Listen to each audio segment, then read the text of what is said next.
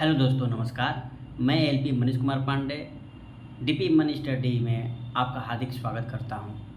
दोस्तों, जैसा कि आप जानते हैं कि रेडियो ऑपरेटर जो यूपी पुलिस में वैकेंसी आई थी, उसमें असिस्टेंट ऑपरेटर और रेडियो ऑपरेटर के हेड ऑपरेटर की 2 पोस्ट आई थी। उसकी साइंस की पोर्शन को मैं अभी शुरू किया हूं और साइंस को पढ़ा रहा हूं। और जैसा कि आपको विदित हुआ होगा कि पहले वीडियो में मैंने पूरी साइंस के सिलेबस को विधिवत बताया है और दूसरी वीडियो भी उसकी बन चुकी है लेक्चर की, जो यूनिट्स और मेजरमेंट की लेक्चर है। उसी के अंतर्गत मैं तृतीय वीडियो यानी दूसरा लेक्चर आज बता रहा हूँ। तो इस वीडियो में दोस्तों मैं प्रीवियस जो वीडियोज में लेक्चर दिया था उसके कुछ ओवरव्यू लेंगे और फिर आगे की सिलेबस को पढ़ेंगे। चलिए दोस्तों स्टार्ट करते हैं। नमस्कार दोस्तों, एक आपसे रिक्वेस्ट है कि यदि आपको पूरे वीडियो देखने से अगर आपको बेनिफिट मिलती है, और निश्चित ही बेनिफिट मिलेंगे, हर एक वीडियो से जैसा कि मैंने बताया है कि आपके क्वेश्चंस वहाँ देखने को मिलेंगे, तो निश्चित ही मिलेंगे। तो अगर यदि हमारे वीडियो से बेनिफिशियल आप महसूस करते हैं तो प्लीज़ हमारे चैनल को लाइक एंड सब्सक्राइब अवश्य करें और बेल आइकन को दबा दें ताकि हमारे द्वारा बनाई गई नोटिफिकेशन आपके पास पहुँचे। चलिए दोस्तों, कोई बकवास नहीं, सीधे काम की बात करते हैं, आते हैं सिलेबस में। दोस्तों, जैसा कि आप जानते हैं कि जो फिजिक्स के अंतर्गत जो भी टॉपिक पढ़ते हैं उन सारे टॉपिकों को हम भौतिक राशियाँ के नाम से जानते हैं। यानी भौतिक राशियाँ कहने का तात्पर्य ये हुआ, जैसे हम पढ़ते हैं चाल, त्वरण, दूरी, समय, ये सब भौतिक राशियाँ हैं। तो इन पूरी भौतिक राशियों को वैज्ञानिकों के द्वारा 2 कैटेगरीज में बांटा गया। कई कैटेगरीज में? 2 कैटेगरीज में बांटा गया। पहली अदिश राशि में और दूसरी सदिश राशि में, जैसा कि पहले बताया जा चुका है। तो बताते हैं, कल की वीडियोज में आपको बताया गया था कि अदिश राशि में जो है, अदिश राशि में केवल क्या रहेगा आपका, अदिश राशि में केवल परिमाण होता है। केवल क्या होता है अदिश राशि में? अदिश राशि में केवल परिमाण की आवश्यकता होती है, जबकि सदिश राशि में परिमाण और दिशा की आवश्यकता होती है। यानी ये समझ में आ गया कि कोई भी राशि हो उसका एक अपना परिमाण जरूर होगा, चाहे राशि अदिश हो या सदिश हो, उसका अपना एक परिमाण अवश्य होगा। और साथ में यदि दिशा का भी ज्ञान हो जाए, दिशा का ज्ञान होने का तात्पर्य है यदि वह वस्तु अपने अस्तित्व को बताती है, कहीं से लिंक्ड करती है, इंटरलिंक्ड करती है अगर वह राशि, तो वो सदिश के अंतर्गत आता है। आपको पीछे वीडियो में पूरा डिटेल में बताया जा चुका है। अच्छा दोस्तों, जिसने भी पिछली वीडियो नहीं देखा हो वो जाए और वीडियो को देखें, वहाँ से विधिवत आपको समझ में आ जाएगी। इस पीपीटी के माध्यम से आपको ये समझ में आ रहा है कि अदिश राशि में केवल परिमाण होती है। क्या होता है? अदिश राशि में केवल परिमाण होती है, जबकि सदिश राशि में परिमाण और दिशा यानी मैग्नीट्यूड एंड डायरेक्शन दोनों अवेलेबल होते हैं। चलिए दोस्तों, इस आधार पर आप देख लीजिए कि अदिश राशियों में क्या क्या आती है। तो लंबाई, आयतन, घनत्व, द्रव्यमान, दूरी, चाल, कार्य, शक्ति, ऊर्जा, तापमान, विद्युत धारा, दाब, ये सभी की सभी अदिश राशियाँ हैं। जबकि बल, वेग, विस्थापन, संवेग, त्वरण, विद्युत क्षेत्र जिसको इंग्लिश में इलेक्ट्रिक फील्ड कहते हैं, चुंबकीय क्षेत्र यानी मैग्नेटिक फील्ड, विद्युत तीव्रता यानी इलेक्ट्रिक इंटेंसिटी, विद्युत धारा घनत्व यानी इलेक्ट्रिक करंट डेंसिटी। दोस्तों, आपसे एक रिक्वेस्ट रहेगी कि जिस भी हिंदी में जो भी शब्द लिखे गए हैं उसके इंग्लिश में लिखे गए हैं, आपसे रिक्वेस्ट है कि उस इंग्लिश शब्द को भी जानें, क्योंकि एग्जाम में हो सकता है कि इंग्लिश का कन्वर्जन आए हिंदी, तो कुछ अलग भी हो सकता है। या इंग्लिश में जैसे लेंथ लिखा है तो लेंथ लिखा हुआ भी आपके एग्जाम में हिंदी में आ सकता है, इसलिए इंग्लिश अवश्य जानें। और दोस्तों, तो हमें ज्ञात हो गया कि स्केलर क्वांटिटीज़ क्या है। तो स्केलर क्वांटिटीज वो है जिसमें वनली मैग्नीट्यूड होता है। वेक्टर क्वांटिटीज़ क्या है? वेक्टर क्वांटिटीज वो है जो मैग्नीट्यूड के साथ डायरेक्शन भी उसमें इंक्लूड होता है। परिमाण बोले तो मैंने कल बताया था, परिमाण का मतलब क्या बताया था दोस्तों? परिमाण का मतलब कुछ और नहीं बल्कि आंकिक मान, यानी जो आंकिक मान हम बोलते हैं, जो आंकिक मान होती है जैसे 1, 2, 3, उसी को परिमाण के नाम से जाना जाता है। तो आंकिक मान यानी सभी राशियों को व्यक्त करने के लिए आंकिक मान की आवश्यकता होती है, वैल्यू की आवश्यकता होती है। तो केवल वैल्यू रहेगी तो अदिश राशि, लेकिन वैल्यू के साथ अगर डायरेक्शंस भी आ जाएगा, उसके अस्तित्व भी आएगा, तो वो क्या होती है? सदिश राशि होती है। दोस्तों, मैंने इस उदाहरण के माध्यम से पिछले वीडियो में सारा बता चुका है, लेकिन आप दिमाग उसी उदाहरण के हिसाब से आप बताइए कि कैसे त्वरण हमारा सदिश राशि है, कैसे त्वरण सदिश राशि है, कैसे संवेग सदिश राशि है, इसकी जानकारी यदि आपको मिलती है हमारे प्रीवियस वीडियो के द्वारा तो आप मेरे कमेंट सेक्शन में ज़रूर भेजें, ताकि हमें समझ में आए कि त्वरण सदिश राशि होती है। ये तो आप रटे रटाया या जैसे भी जानकारी ले रखा है, लेकिन कैसे आप जानकारी लिए हैं, क्या हकीकत ध्यान से आपने लिया है? यदि लिया है तो त्वरण के लिए ज़रूर बताएं कि किस प्रकार कैसे हम कह सकते हैं कि त्वरण सदिश राशि है। चलिए दोस्तों, अब नेक्स्ट पीपीटी पर चलते हैं। दोस्तों, यह सेशन बहुत ही महत्वपूर्ण है। आप विश्वास मानिए, रेडियो ऑपरेटर के एग्ज़ाम में आपको यहाँ से क्वेश्चन अवश्य देखने को मिलेंगे। आप 100% लिख कर मानिए कि यहाँ से क्वेश्चन 1-2 क्वेश्चन आने ही आने हैं। इसलिए सारे दोस्तों से विनम्र निवेदन है कि ये जो आपके लिए पीपीटी तैयार करी गई है, यह पीपीटी न जाने कई पेजों को मिलाकर बनाई गई है दोस्तों। कई पेज लिखे जाएंगे तब जाके यह बनेगा, और यह आपके लिए बहुत ही महत्वपूर्ण है। इसलिए सारे दोस्तों, आपसे हमें विनम्र निवेदन है कि इस पीपीटी को, इस पेज को आप बिल्कुल ही याद कर लें और नोटिस करें, और कि यहाँ से क्वेश्चन अवश्य आएगा। चलिए दोस्तों, ज़्यादा नहीं, अब बोलते हैं, सीधे आगे बढ़ते हैं। दोस्तों, इस पीपीटी में दिखाया गया है आपको कि भौतिक राशियाँ यानी फिजिकल क्वांटिटीज़ जो है दिखाया गया है, उसको 2 भागों में बांटा गया है। कई कौन कौन से?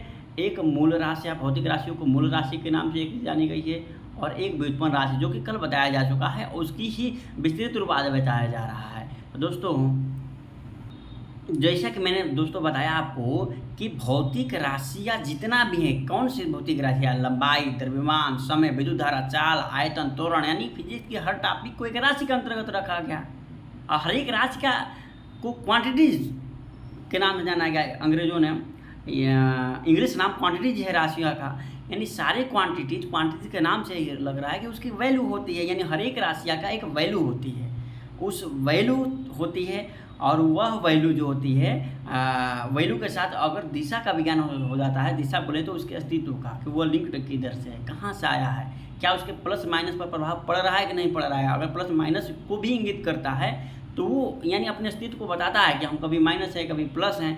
तो इस प्रकार से वो हम सदिश राशियों में उसकी गिनती होती है। आगे हम इसकी चर्चा करेंगे दोस्तों, लेकिन अब याद रखना हमें यह है कि इन सारी राशियों को भी हम 2 कैटेगरीज में बांटे हैं। क्यों बांटे हैं दोस्तों? जब सारे वैज्ञानिकों ने राशियों की खोज की तो उन्होंने पाया कि कुल 7 राशियों को माना जाए तो मूल माना जा सकता है। 7 राशियों को मूल माना जाता है, मूल माना जा सकता है। मूल बोलने का मतलब होता है फंडामेंटल क्वांटिटी। मूल राशियाँ मतलब फंडामेंटल क्वांटिटी। फंडामेंटल मतलब उसकी उत्पत्ति ही वहीं से हुई है, उसकी उत्पत्ति के दौरान ही वो उसका नाम रखा गया है, यानी वह किसी अन्य पर निर्भर नहीं बल्कि वह स्वतंत्र होती है। तो दोस्तों, क्या बात समझ में आई? क्या समझ में आई कि मूल राशियाँ की तो भौतिक राशियाँ के 2 प्रकार, एक मूल राशियाँ और एक व्युत्पन्न राशियाँ। तो यह मूल राशियाँ जो कि कल की वीडियो में बताया गया क्या होती है? स्वतंत्र होती है। और यह व्युत्पन्न राशियाँ जो होती हैं इन्हीं मूल राशियों के द्वारा निर्मित होती हैं, इन्हीं मूल राशियों के द्वारा निर्मित होती हैं। दोस्तों, मूल राशियों की कुल संख्या कितनी है? 7 है। कौन कौन से? आपको सारे याद रखने हैं। लंबाई, द्रव्यमान, समय, विद्युत धारा, ताप, ज्योति तीव्रता और पदार्थ की मात्रा। दोस्तों, इसकी इंग्लिश जरूर याद रखिएगा। लंबाई लेंथ, द्रव्यमान मास, समय का टाइम, विद्युत धारा यानी इलेक्ट्रिक करंट, ताप यानी टेम्परेचर, ज्योति तीव्रता यानी लुमिनियस इंटेंसिटी, पदार्थ की मात्रा।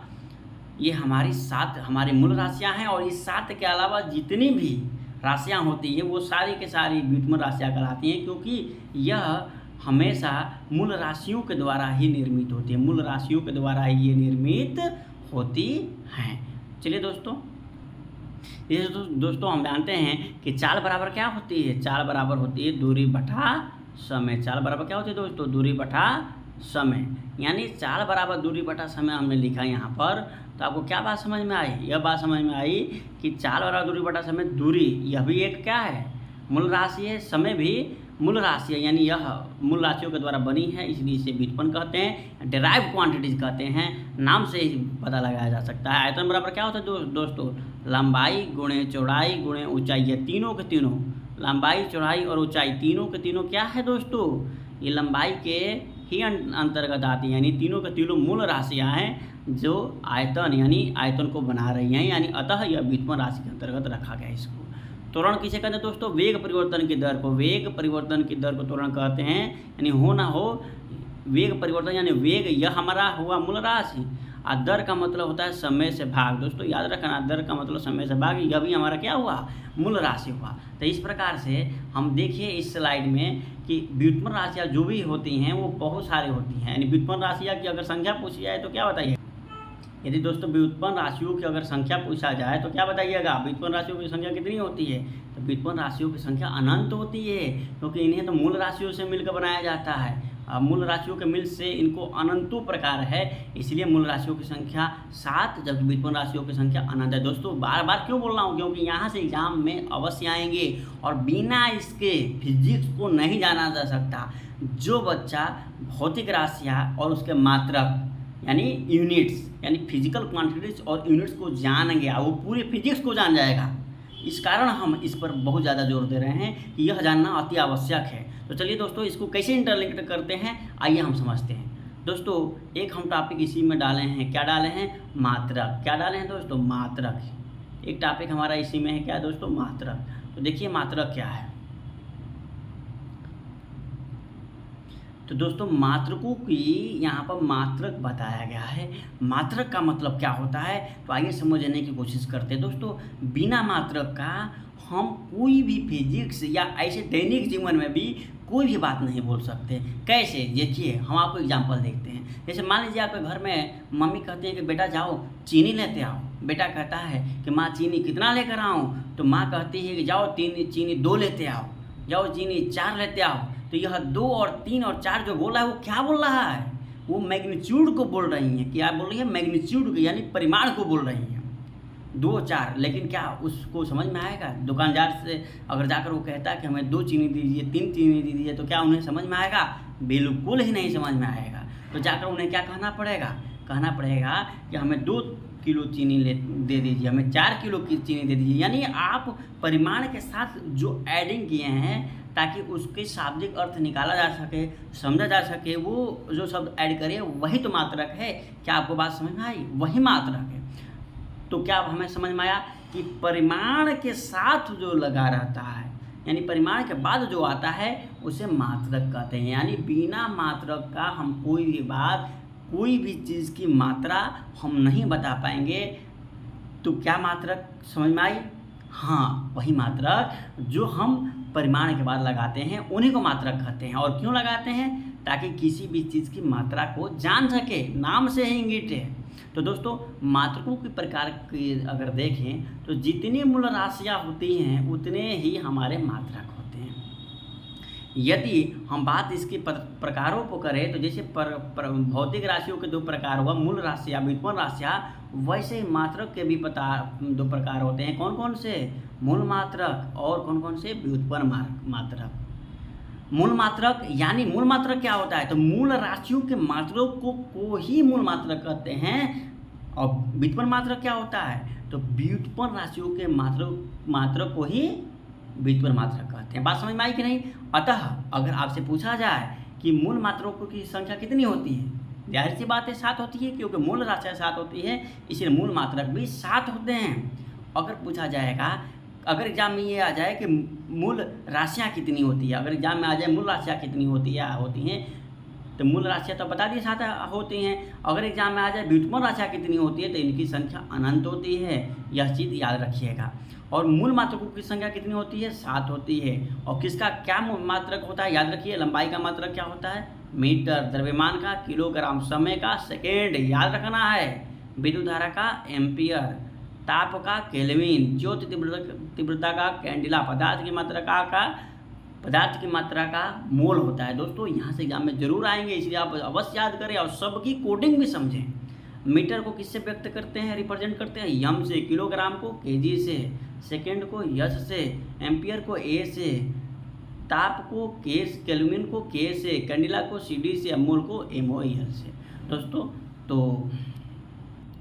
अब दोस्तों देखते हैं कि व्युत्पन्न राशियाँ जो होती हैं उनके मात्रकों को कैसे कैलकुलेट किया जाता है, ताकि आपके एग्जाम में और किसी भी राशि का मात्रक पूछे तो आप कैलकुलेट कर सकें, इसके लिए आपको बताया जा रहा है। देखिए दोस्तों, अब चाल के मात्रक कोई पूछे तो कैसे बताइएगा, चाल का मात्रक कोई पूछे तो बोलिए कैसे बताइएगा दोस्तों।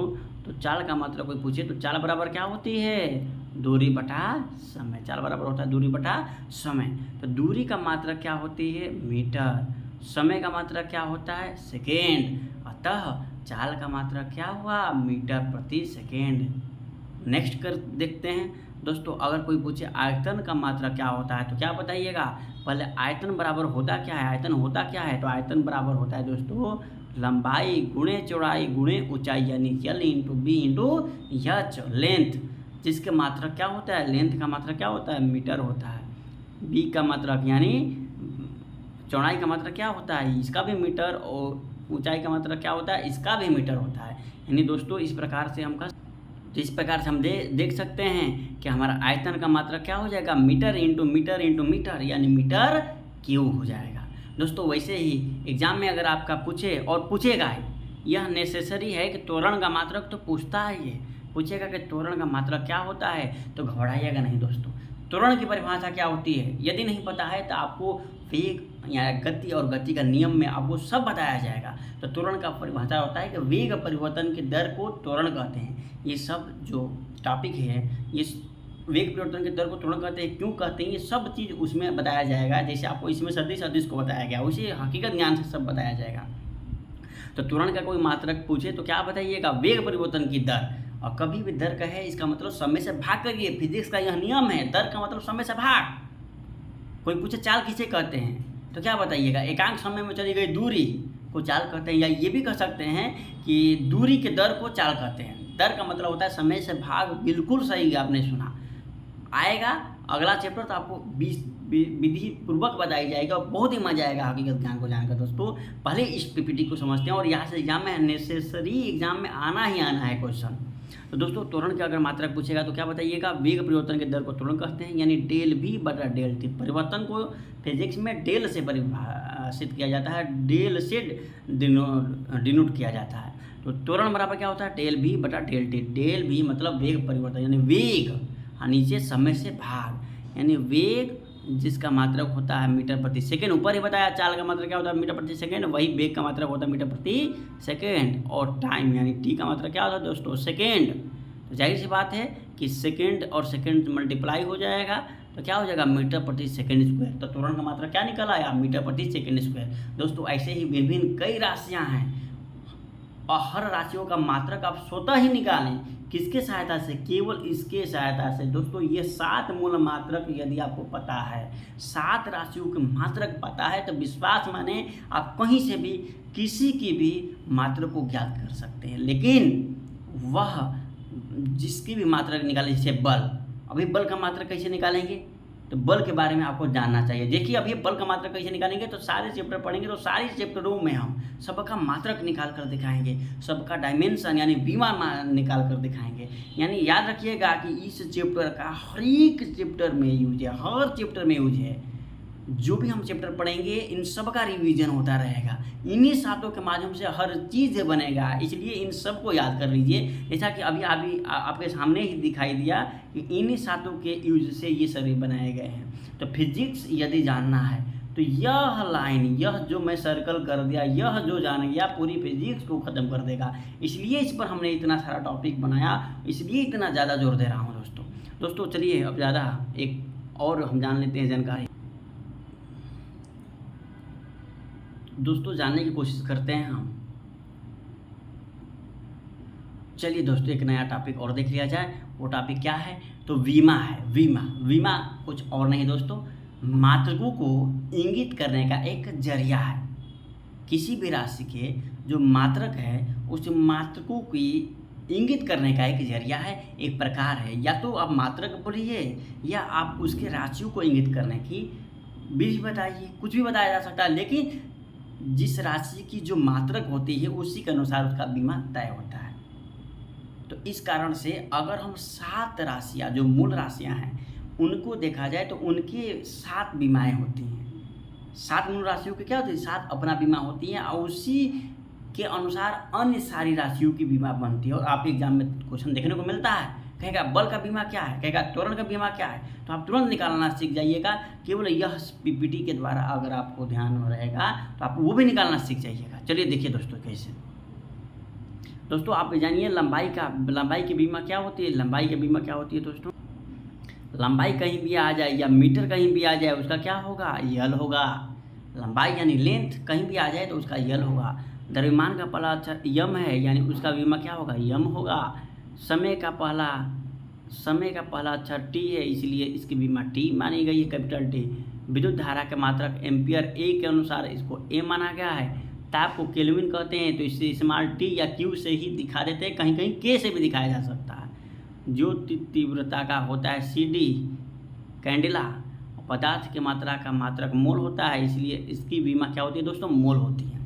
तो सारे बीमा को आप याद रखिए। तो चलिए बोलिए मेरे साथ, लंबाई का क्या होता है, यल होता है। द्रव्यमान का क्या होता है, यम होता है। समय का क्या होता है, टी होता है। विद्युत धारा का क्या होता है, ए होता है। ताप का क्या होता है, टी या क्यू होता है। ज्योति तीव्रता का क्या होता है, सी डी होता है। पदार्थ की मात्रा का क्या होता है, मोल होता है। तो इस हिसाब से आप इनको भी याद करिए इंटरलिंक करके। जैसे लंबाई का मात्रक मीटर या मीटर भी आएगा तो हम क्या लिखेंगे, यल लिखेंगे। किलोग्राम आएगा तो क्या लिखेंगे, यम लिखेंगे। सेकेंड आएगा तो क्या लिखेंगे, कैपिटल टी लिखेंगे। एम्पियर आएगा तो क्या लिखेंगे, ए लिखेंगे। केल्विन आएगा तो इस प्रकार से दोस्तों लिखेंगे। और इस पीपीटी को इस आप सारे क्वेश्चन को कर सकें। तो आइए देखते हैं दोस्तों, जो व्युत्पन्न राशियाँ होती हैं उनकी अगर आ जाए कि आप बताइए कि इसका बीमा क्या है तो कैसे बीमा को निकालते हैं, आइए देखते हैं दोस्तों। अगर पूछेगा चाल का बीमा क्या है, दोस्तों अभी आपको डिराइव किया गया है कि चाल का मात्रक क्या होता है, मीटर प्रति सेकेंड। और अभी हमने पीछे क्या बताया, मीटर किसका मात्रक होता है, लेंथ का, लंबाई का। इसको किससे डिनोट करते हैं, यल से। तो ऊपर लिखिए यल, नीचे क्या है दोस्तों, मीटर प्रति सेकेंड यानी सेकेंड किसका मात्रक होता है, टाइम का क्या होता है, समय का क्या होता है बीमा, टी। तो हमारा हुआ यल बटा टी। दोस्तों याद रखिए किसका, किसी भी अगर किसी भी कैरेक्टर का किसी भी अक्षर के ऊपर हमेशा एक घात होती है। ये वेरिएबल्स हैं, इसके हमेशा एक घात होती है। घात बोले तो पावर। और हमेशा इसको हम एक ब्रैकेट में लिखते हैं, बड़ा वाला ब्रैकेट में। यल तो ऊपर है तो यल को ऊपर लिखिए, टी को ऊपर ले जाइए। क्योंकि टी का नीचे है वो ऊपर जा रहा है कभी भी, तो ये ऊपर माइनस हो जाता है। और ब्रैकेट लगा दीजिए, आपका हो गया यल टी के पावर -1। ये आपके एग्जाम में अवश्य आएगा। आयतन का पूछेगा, आयतन का क्या होती है बीमा, तो क्या बताइएगा, इसका मात्रक अभी हमने निकाल कर दिखाया था कि मीटर क्यूब होता है। और मीटर किसका मात्रक होता है, लेंथ यानी लेंथ का। तो यहाँ लिखिए यल, क्यू है तो क्यू ही रहने दीजिए और इसे बड़ा वाला ब्रैकेट में कर दिए। दोस्तों बात समझ में आई, इतना ही जी, हाँ जी इतना ही ईजी है। केवल आप उस स्लाइड को याद रखिए और सारे क्वेश्चन को सॉल्व करिए। मैं क्वेश्चन भी लेकर आऊँगा, प्रैक्टिस सेट भी करवाऊँगा और आपके सारे एग्जाम की क्वेश्चंस यहीं पर हल हो जाएंगे। और अब जब एग्जाम में जाइएगा तो यहीं से हल करके जाइएगा, वहाँ पर ये टिक मारना रहेगा। चलिए दोस्तों आगे देखते हैं। दोस्तों त्वरण का बीमा पूछे तो क्या होगा, तो त्वरण का मात्रक अभी मैंने बताया क्या होता है, जल्दी बोलिए, मीटर प्रति सेकेंड स्क्वायर। तो चलिए आइए इसका बीमा तुरंत निकालते हैं। दोस्तों यम यानी मीटर किसका मात्रक होता है दोस्तों, लेंथ का होता है। तो यल लिख दीजिए, बटा है तो बटा लिख दीजिए। यस का मतलब यहाँ सेकेंड है, मीटर प्रति सेकेंड स्क्वायर। सेकेंड किसका मात्रक होता है दोस्तों, जल्दी बोलिए, टाइम का होता है, टी का होता है। तो टी का बीमा क्या हमने बताया, कैपिटल टी। स्क्वायर है तो स्क्वायर कर दीजिए। और अभी जैसा कि मैंने बताया कि हमेशा इसको बड़ा ब्रैकेट में लिखा जाता है, बड़ा ब्रैकेट कर दीजिए। और ऊपर जो लिखा है वो ज्यों का त्यों उतार दीजिए, यल ज्यों का त्यों उतार दीजिए, उतार दिया। और टी है तो टी को भी ऊपर लिख दीजिए, लिख दिया आपने। चूँकि टी नीचे था और किसके रूप में, हर के रूप में था, जब ऊपर अंश के रूप में जाएगा तो माइनस हो जाता है पावर, यही याद रखना है, यानी टी के पावर -2। यही इसकी बीमा है। काफ़ी इंटरेस्टिंग है कि नहीं, काफ़ी इंटरेस्टिंग। तो दोस्तों इस प्रकार से आप बीमा निकालिए, बल का बीमा निकालिए, सबका बीमा निकालिए, ताप का बीमा निकालिए। निकाल कर कमेंट सेक्शन में कमेंट करिए। और बाकी हर चैप्टर को जैसे हम पढ़ते जाएंगे, उन सब चैप्टर में याद रखिएगा कि उसका मात्रक, उसका बीमा निकालते हुए चलेंगे और मज़े लेते हुए चलेंगे। और एग्जाम में वहाँ से क्वेश्चन आपके आने भी हैं। तो दोस्तों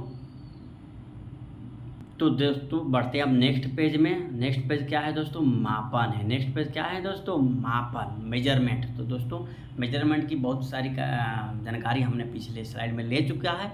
अब देखते हैं मेजरमेंट का भी एक लेक्चर ले लेते हैं दोस्तों। मेजरमेंट में मैंने क्या बताया दोस्तों, पढ़ते हैं मापन यानी मेजरमेंट। दोस्तों किसी वस्तु को यदि हम मापते हैं तो उसके लिए क्या आवश्यक पड़ती है, जैसे यदि हमें दूध मापना है, तेल मापना है, तो हम क्या बोलते हैं, लीटर की आवश्यकता पड़ेगी। तेल मापते हैं 1 लीटर निकालते हैं, 2 लीटर निकालते हैं। तो हम क्या कर रहे हैं, हम अगर किसी दूध वाले से अगर दूध मपवाते हैं, माप करता है, तो बोलता है कि 2 लीटर का दूध, 3 लीटर दूध है, 4 लीटर दूध है, या 2 लीटर 3 लीटर में क्या छिपा है। ध्यान से देखिए दोस्तों, यह दो जो बोला जा रहा है उसमें वह परिमाण बताया रहा है। क्या बता रहा है, परिमाण, और लीटर यह मात्रक बता रहा है। यानी मापने के लिए हमें किसकी आवश्यकता पड़ेगी, मापने के लिए हमें 2 राशि की, 2 चीज़ की ज़रूरत पड़ेगी, एक परिमाण की और दूसरा, एक परिमाण की और दूसरा बोले तो दोस्तों, दूसरा बोले तो मात्रक की।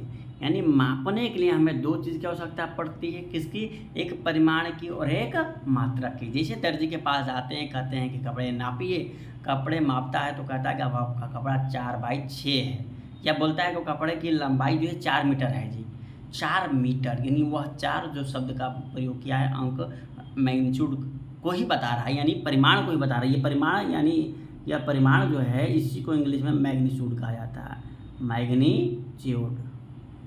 और मात्रक को क्या बोलते हैं दोस्तों, यूनिट्स। तो आपको क्या समझ में आई कि मापन बराबर होता है मैग्नीट्यूड प्लस यूनिट, यानी परिमाण प्लस मात्रक। क्योंकि बिना कोई भी चीज़ मापने जाइएगा तो सीधे बोलिएगा, जैसे पानी मापिएगा, कहिएगा 2 लीटर पानी है, तो यह 2 लीटर क्या है दोस्तों, यही परिमाण है, और लीटर क्या है, मात्रक। यानी सीधे सीधे समझ में आया कि मापन का मतलब हुआ परिमाण प्लस मात्रक, इस प्रकार के मेजरमेंट हो गए। तो आपको दोस्तों एकदम अच्छे से समझ में आ गया है। क्या समझ में आया, किस किस टॉपिक में बारे में बात हुआ, अदिश राशि, सदिश राशि यानी स्केलर क्वांटिटीज और वेक्टर क्वांटिटीज। सदिश राशि, अदिश राशि, इसके साथ ही क्या और जानकारी लिया हम लोगों ने, हमने जानकारी लिया कि मूल राशियाँ क्या होती है, बहुत, और विषम राशियाँ क्या होती है, यानी fundamental quantities and derive quantities. और दोस्तों क्या पढ़ा हमने बीमा पढ़ा, डायमेंशन पढ़ा, और सारे मात्रकों को देखा कि कैसे डायमेंशन में कन्वर्ट किया जाता है। और क्या पढ़ा, मापन पढ़ा, मेजरमेंट पढ़ा। और मेजरमेंट में आप सोच रहे हो कि यह 2 लाइन, 1 लाइन लिख दिया इन्होंने, हो गया कि measurement equal to magnitude plus unit. हाँ दोस्तों, यही तो है, यही जानना है आपको, एक ही चीज़ जानना है जो सब चीज़ से लिंक्ड करता है। मापन क्या है, मापन का मतलब होता है परिमाण प्लस मात्रक, यानी परिमाण के साथ मात्रक जुड़े मापन होता है दोस्तों। और भिन्न प्रकार के, कई प्रकार के मात्रक जो होता है, वो यंत्र होता है जो मापते हैं। उन विभिन्न मापन यंत्रों को, जिसको मापक यंत्र कहते हैं, इंस्ट्रूमेंट्स कहते हैं, उनके लिए भी एक लेक्चर लाया जाएगा। अगर समय मिलेगा तो इसमें ही मैं जो है इंक्लूड कर दूंगा, और आप उसकी लिस्ट बनाकर इसमें दे रहा हूँ दोस्तों, उसको पूरा आप बिल्कुल याद कर लीजिएगा। वहाँ से एग्जाम में आपके एक क्वेश्चन जरूर देखने को मिलेंगे कि कौन सा मापन यंत्र किसको मापता है, यहाँ से क्वेश्चन जरूर मिलेगा। जैसे हाइग्रोमीटर किसको मापता है, ये सारे क्वेश्चंस अभी आपके एक PDF के रूप में हम दे रहे हैं दोस्तों। इसके अलावा एक बहुत ही महत्वपूर्ण बात आपसे करनी है।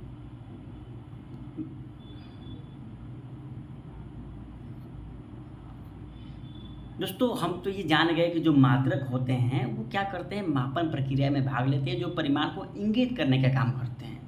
बिना मात्रक का क्या हम केवल परिमाण को बोल दे तो कोई भी बात स्पष्ट हो पाएगी, नहीं हो पाएगी। अभी मैंने उदाहरण दिया कि हमें चीनी लाना है, अगर हम कहते हैं 5 चीनी दीजिए तो क्या समझ में आएगी, नहीं, हम कहेंगे कि 5 किलो, केजी।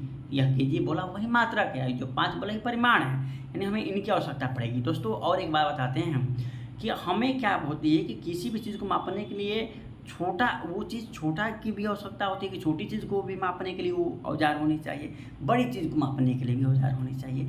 इसलिए वैज्ञानिकों ने सोचा कि छोटी से छोटी भाग को मापने के लिए भी हमें चाहिए क्या, औजार, इंस्ट्रूमेंट, और बड़े से बड़े मापन के लिए हमें इंस्ट्रूमेंट चाहिए। इसलिए वैज्ञानिकों ने क्या किया कि हर मात्रक का, जैसे हमारा दूरी का मात्रक क्या होता है,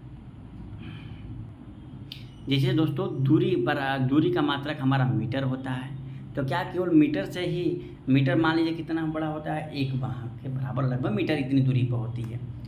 अगर इतना दूरी मापना हो तो आसानी से हम मीटर से माप लेते हैं। लेकिन दोस्तों मान लीजिए कि अगर हमें इसको मापना हो, एक छोटी सी लंबाई को इसको मापना हो, तो क्या उसे माप पाएंगे, नहीं पाएंगे। यानी छोटी मात्रक होनी आवश्यक है कि नहीं, हाँ सर, छोटी मात्रक होना आवश्यक है। इसलिए केवल एक मूल मात्रक के सहारे ही सारी चीज़ को नहीं मापा जा सकता। उससे छोटी भी मात्रक की आवश्यकता पड़ती है और उससे बड़ी मात्रकों की भी आवश्यकता पड़ती है। मान लीजिए हमें यहाँ से लेकर मुंबई तक दूरी मापना है।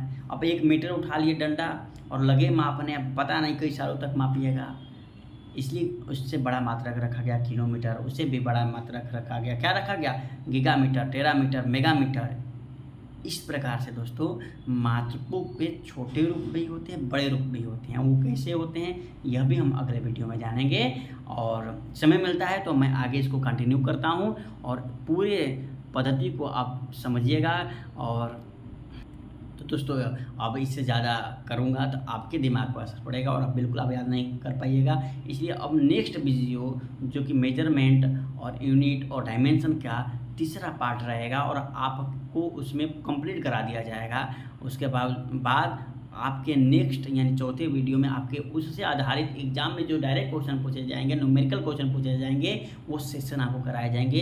इस प्रकार से लेसन 1 खत्म हो जाएगा, फिर अगले लेसन में हम पहुँचेंगे। दोस्तों इस प्रकार से आपको वीडियो प्रोवाइड किया जा रहा है, बहुत मेहनत किया जा रहा है। दोस्तों आप विश्वास मानिए कि पूरी हकीकत ज्ञान से पूरी फिजिक्स को भी पढ़ेंगे, पूरी हिंदी को भी पढ़ेंगे, हिंदी के भी आपके पास लेक्चर आएंगे और मैथ के भी आएंगे, रीजनिंग के भी आएंगे दोस्तों। लेकिन हमने साइंस इसलिए पकड़ा ताकि साइंस का सेक्शन जो होता है वो 50 नंबर का है और दोस्तों है बहुत ही छोटा। और विश्वास मानिए, मेरे पर विश्वास करके आप चलिएगा तो साइंस में 50 से 50 नंबर पाइएगा दोस्तों। अगर आपको लगे कि हमने वाकई में बहुत मेहनत किया है आपके लिए, तो दोस्तों आप हमारे चैनल को सब्सक्राइब करें और बेल आइकन को दबाएं और लाइक करें और दोस्तों इसको शेयर करें, ताकि जो हिंदी माध्यम के स्टूडेंट हैं, जो बड़े बड़े जो धरोहर इंस्टीट्यूट हैं वहाँ से वो नहीं समझ पाते हैं, छोटे लेवल के हैं, तो उन सारे लोगों के पास वीडियो को शेयर करें ताकि वह वीडियो को देखें और वह भी उस मुकाम को हासिल कर पाएँ। इतना आज के लिए धन्यवाद दोस्तों, नमस्कार।